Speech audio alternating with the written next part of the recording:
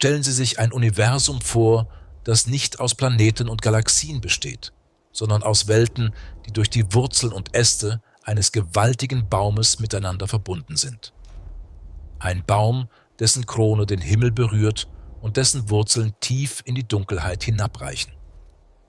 Dies ist Yggdrasil, der Weltenbaum, das Zentrum der nordischen Kosmologie.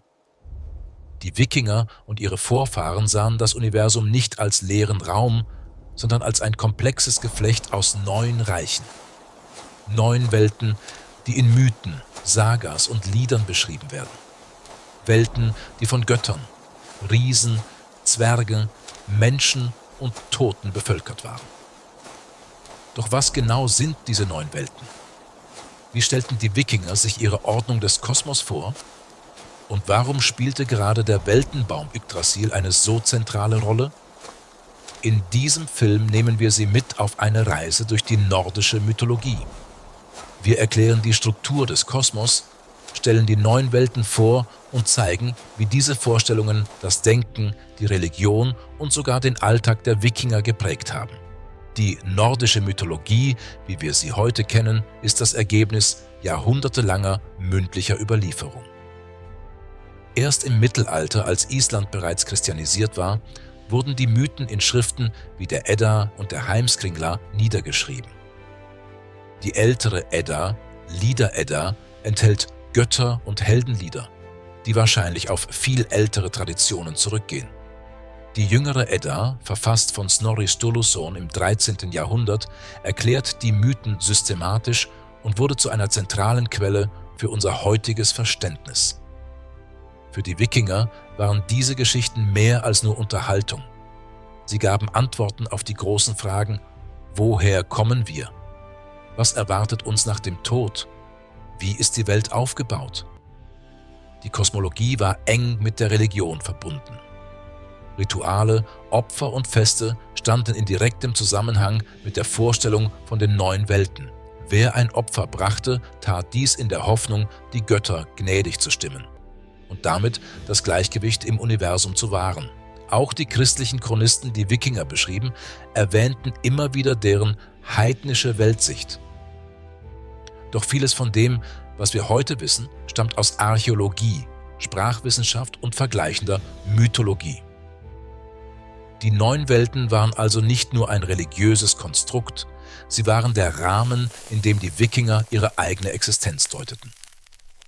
Im Zentrum der nordischen Kosmologie steht Yggdrasil, der Weltenbaum.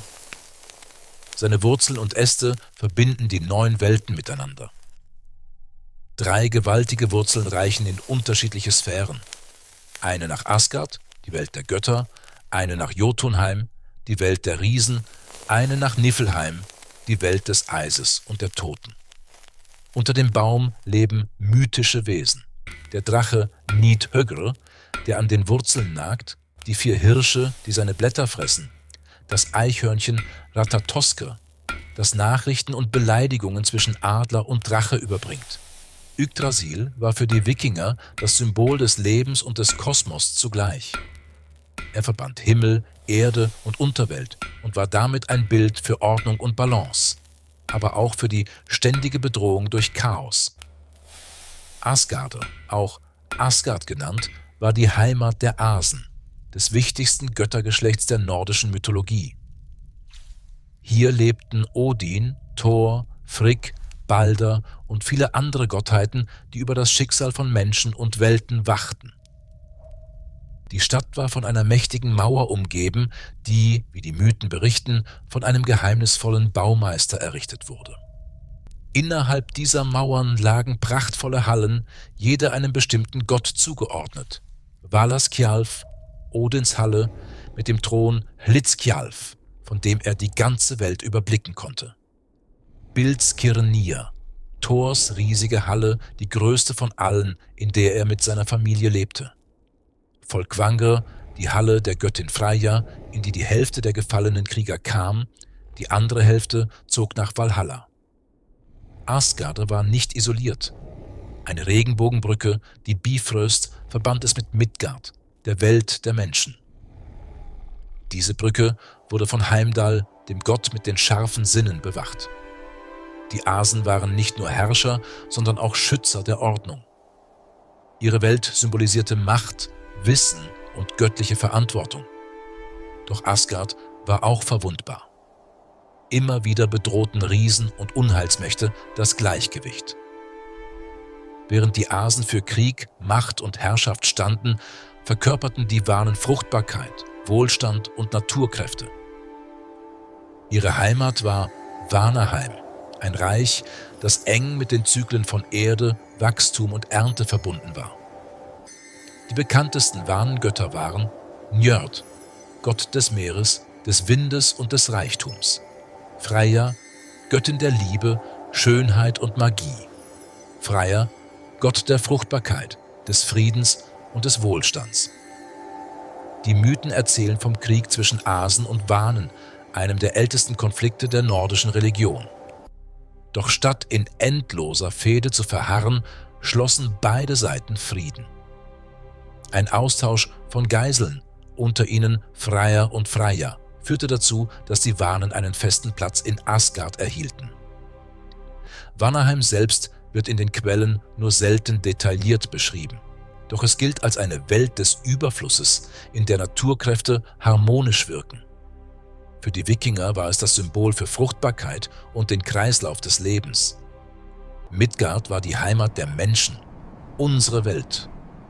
Der Name bedeutet Mittelerde oder Mitte des Geheges und verweist darauf, dass diese Welt zwischen den Göttern und den chaotischen Mächten der Riesen lag. Die Mythen erzählen, dass Midgard aus dem Leib des Urriesen Ymir erschaffen wurde. Sein Fleisch wurde zur Erde, sein Blut zu den Meeren, seine Knochen zu den Bergen, sein Schädel zum Himmel. Midgard war von einem gewaltigen Ozean umgeben, in dem die Midgard-Schlange Jörmungandr lebte. Diese Schlange war so groß, dass sie die Welt umspannte und sich in den eigenen Schwanz biss.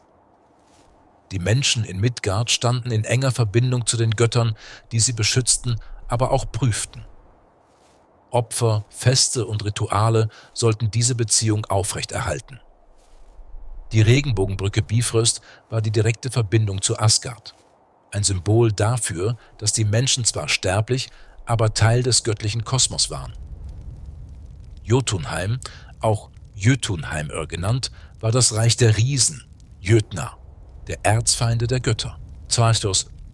Es lag jenseits von Midgard, getrennt durch hohe Berge und wilde Flüsse. Die Riesen waren nicht einfach Monster, wie man es heute denken könnte. Sie repräsentierten die chaotischen Kräfte der Natur: Stürme, Eis, Feuer, Erdbeben. Manche waren dumm und grobschlächtig, andere jedoch weise und mächtig. Odin selbst suchte oft Rat bei Riesen, um verborgenes Wissen zu erlangen. Bekannte Figuren aus Jotunheim: Skadi, die Riesin und Göttin der Jagd und des Winters, die nach einem Bund mit den Göttern nach Asgard zog. Thrym, der Riese, der Thors Hammer Mjölnir stahl und nur gegen Freyjas Hand zurückgeben wollte. Hrungnir, ein starker Riese, den Thor im Zweikampf erschlug. Jotunheim war also nicht nur Bedrohung, sondern auch ein Ort der Begegnung, der Konflikte und der Vermischung von Kräften. Viele Mythen handeln vom ewigen Kampf zwischen Ordnung, Asen und Chaos, Riesen. Alfheim, auch Ljosalfheim genannt, war die Heimat der Lichtalben, strahlender, schöner Wesen, die mit Natur, Magie und Fruchtbarkeit verbunden waren. Über Alfheim wissen wir vergleichsweise wenig, da die Quellen nur spärliche Hinweise geben. Doch die Edda beschreibt die Lichtalben als heller als die Sonne. Sie galten als wohltätig und wurden mit Fruchtbarkeit, Heilung und Schutz in Verbindung gebracht. Der Gott Freyr war der Herr von Alfheim, was die enge Verbindung zwischen den Vanen, Naturgöttern und den Lichtalben zeigt. Alfheim war für die Wikinger eine Art mythische Projektion des Paradieses der Natur, ein Ort der Schönheit und Harmonie, aber auch geheimnisvoll und schwer fassbar.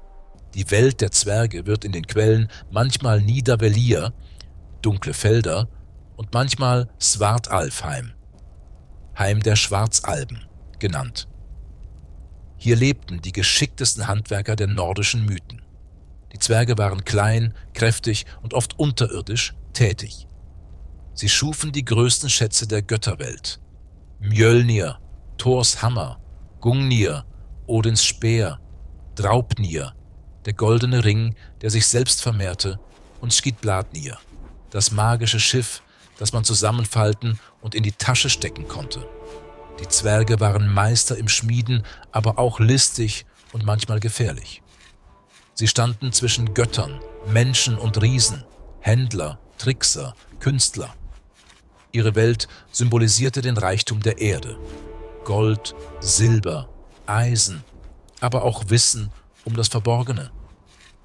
Niflheim, das Reich des Nebels, war ein Ursprungs- und Endort zugleich. In der Kosmogonie der Wikinger war es einer der beiden Urwelten. Während Muspelheim das Reich des Feuers darstellte, verkörperte Niflheim das Reich von Eis, Frost und Dunkelheit. Hier floss der Urstrom Gjöll, und aus seinen giftigen Tropfen bildeten sich Reif und Eis. Als dieses Eis auf die Hitze Muspelheims traf, entstand nach den Mythen das erste Lebewesen: Ymir, der Urriese. Niflheim war auch eng mit der Vorstellung von Kälte und Tod verbunden. Der Drache Nidhöggr nagte an den Wurzeln von Yggdrasil und saugte an den Leichen der Verdammten in Niflheim. Es war ein Ort ohne Sonne, ein Reich der Erstarrung. Muspelheim, das Reich der Flammen, war das Gegenstück zu Niflheim. Es war ein Ort von unbändiger Hitze, Chaos und Energie. Bewohnt wurde es von den Feuerriesen, deren Anführer Surd hieß. Surd mit seinem brennenden Schwert spielte eine zentrale Rolle in der Ragnarök-Prophezeiung. Am Ende der Welt sollte er die Welten in Flammen setzen, selbst Asgard und Midgard. Muspelheim symbolisierte die zerstörerische, aber auch schöpferische Kraft des Feuers. Ohne die Hitze Muspelheims wäre das Eis Niflheims nicht geschmolzen und Leben wäre nie entstanden. So war Muspelheim zugleich ein Ort des Todes und der Geburt. Helheim, auch schlicht Hel genannt, war das Reich der Toten, die nicht in den Kampf gefallen waren.